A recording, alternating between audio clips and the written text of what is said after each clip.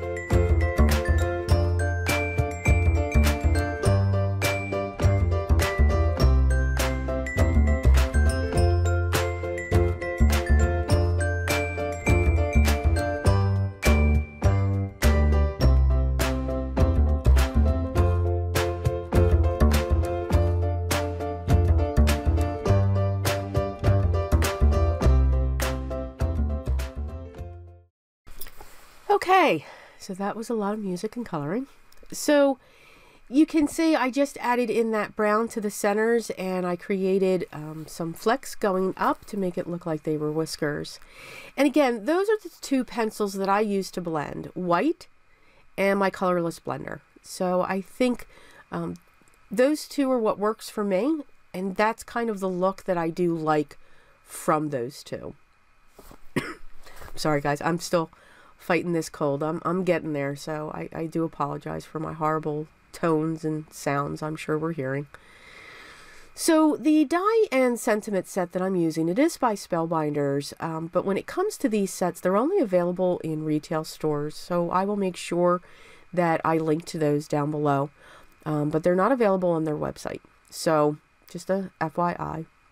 So for the feather, I'm using the Enjoy Expressions set, and I chose one of the sentiments from the kit, or from one of this from the set, excuse me, and simply saying the moment. So we have enjoy the moment on that one. Of course, since I colored my peonies yellow, I don't even know if peonies come in yellow, but I wanted yellow.